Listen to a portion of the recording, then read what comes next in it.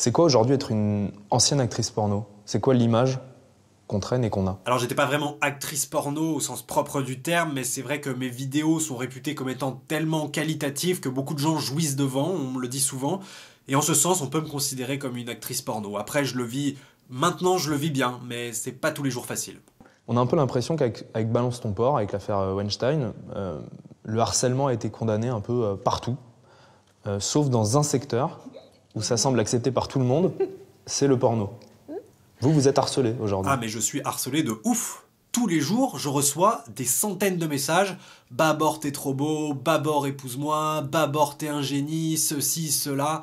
Ça n'arrête pas.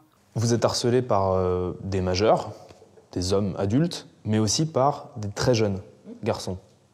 Quel type de message vous recevez? Je vais te lire le dernier message que j'ai reçu, c'est plus simple. J'ai reçu ça hier soir. Babord, je veux ton corps, ton intellect et ta prestance m'excitent au plus haut point, fais de moi ce que tu veux, je suis à toi. Quand vous lisez un message comme ça, comment on encaisse? On n'encaisse pas justement.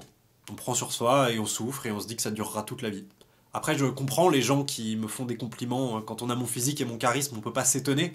Après, c'est juste qu'à la longue, c'est usant. J'en suis arrivé à un stade où j'ai décidé de pas avoir d'enfant à cause de ça.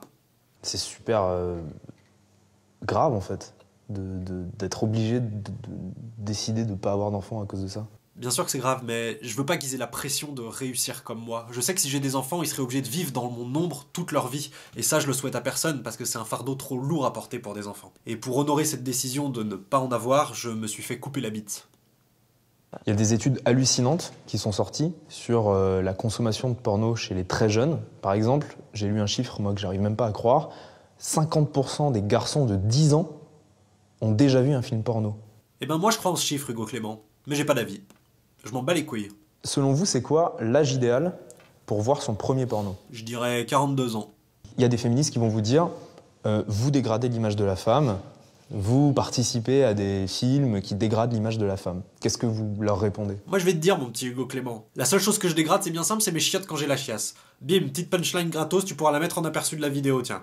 Et alors, qu'est-ce qu'il faut faire pour que ces gamins-là, ils aient pas accès aux films dans lesquels vous avez tourné, aux films qui vont être tournés dans les années à venir? Comment on contrôle ça? Et pourquoi tu veux empêcher les gens de voir mes films en fait? C'est juste pas sympa du tout. Non, c'est-à-dire que moi j'ai fait un film l'année dernière super qui s'appelait Regardable, qui a eu un succès de ouf, je sors la suite cette année, tu voudrais que j'empêche les gens d'aller voir mes films? Mais t'es ma boule, t'es ma boule, t'es ma boule. Si on revenait à 2011, quand vous avez commencé votre carrière dans le X, est-ce que vous le referiez? Bien sûr que je le referai, mais sans aucune hésitation. Et je vais te dire pourquoi, parce que je pense que chaque génération a besoin d'une icône, d'un mec à suivre, et je pense être cette icône. Et surtout, je pense que personne d'autre n'aurait les épaules pour avoir cette responsabilité.